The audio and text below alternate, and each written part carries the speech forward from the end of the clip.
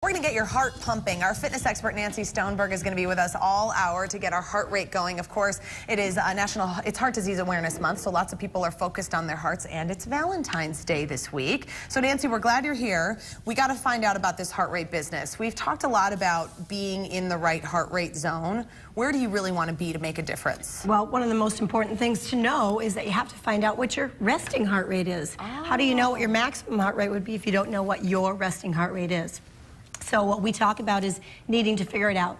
Simple way to do that is in bed, in the morning, 3 mornings in a row, lay there and take a full 60-second count. Oh. Really? You take those 3 and you take the average. Doesn't cost you any money to do this, just a little bit of time.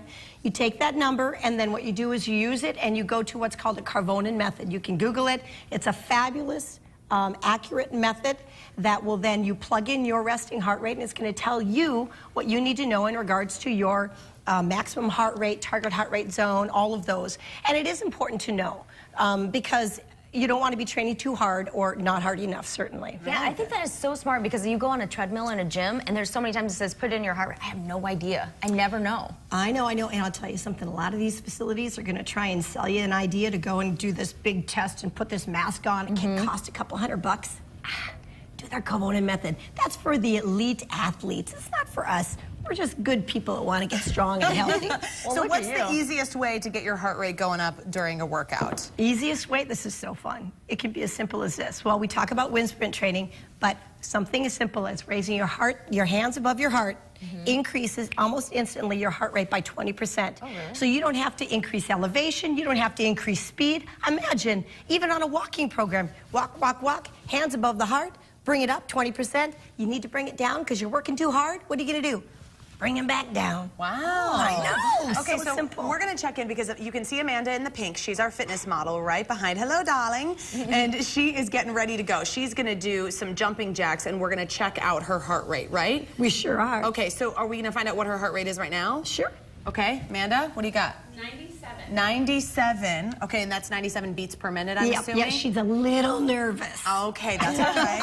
And so she's going to start doing jumping jacks to get her heart rate up, and this is a great way to do it, okay? Fantastic. And you say arms up or arms down? We're doing it standard right now, arms up, but remember, if you wanted it to be a little bit lower, if she kept her hands down behind the head, it would keep it down about 20%. Okay. All right. Here we go. So coming up after the break, we're going to check in with Nancy and also Amanda to see if their hearts are pumping. And we have more fun on TCL coming up.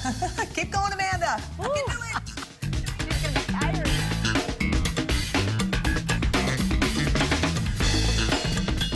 Fun day today because a couple minutes ago our fitness expert Nancy Stoneberg gave us some tips on how to maximize our workouts by getting that heart rate up. So all during the commercial break, our model Amanda has been doing jumping jacks, and I can vouch that she has not stopped. Yes. And we're all just meandering around. Okay, so Nancy, tell us where she was with her heart rate, where she is, and how it's going. You bet. She was at 97 when we started. What are we sitting at right now? 155. Okay, what we're going to say real fast is there's another method that we can find out if she's working hard enough. Go ahead and say, say the ABCs for me. A, B, C, D, E, F, G. Okay, she's not hard enough. It's not hard enough. Go, double time it now. Oh, no. So she can talk. She's talking right now, and she can talk without too much effort. That's the talk is a perceived level of exertion, the talk test. All right, now we're going to double time and bring the heart rate up even more. What's her heart rate at now? What do we got? What do we got? 160. There you go. It's going up. So when a person's huffing and puffing and they don't want to talk, we know that we're in that zone. This is a wind sprint. It's an elevated. It's a burst of movement. And then we're going to bring it back down. What's exciting is she's going to burn more calories in the recovery than in the actual exercise. Man, Nancy. Okay. All right, Amanda. You can stop now, I think. Yes, good job. I would like to say thank you. And I feel terrible because we were just sitting here watching you. You look great. You're doing a good job. I know. You're going to feel even more terrible when we eat cupcakes in a couple minutes.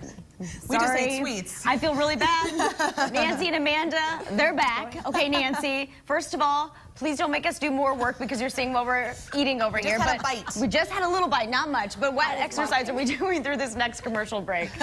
All right, we're going to go high knee. Go ahead and start a high knee. Amanda's at 85 right now. She's 85. And for any of our viewers that think we have to do high impact in order to do a hard, wonderful workout, forget that. This is low impact intense. She's collapsing the abdominal muscles. She's going to be working the legs legs, and it's going to be aerobic. So rock and roll and hit those legs, Amanda. This is going to be an awesome way to show you to bring your heart rate up and work hard without high intensity. All right, we'll check in on that heart rate that Amanda's working a little bit later. And what are you doing? And okay, so we have Amanda moving today. She's in our studio. Our fitness expert Nancy is here. Amanda, of course, is her model.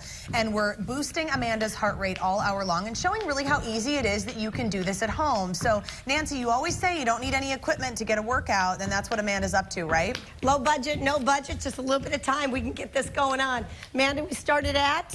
85. 85. That was a little bit of a cool down. What are we at? 150. 150 right now. Low impact, rocking and rolling. She's doing amazing. Amazing. And how long does she want to sustain that 150 heart rate, Nancy? Well, right now, actually, 150 is good, but it wouldn't be considered one of our bursts. So I would want it to pick up a little bit for maybe 30 seconds to 60 seconds, where she could turn it into a little bit of high impact maybe, then bring it back down. Remember, the biggest calorie burn is during the recovery, not necessarily during the actual high impact movement. Look at that. Real exciting. Sounds great. Thank you so much, Nancy. And Amanda, great work. We'll keep checking in with you throughout the hour. And of course, Emily, you are getting ready for quite the workout. See?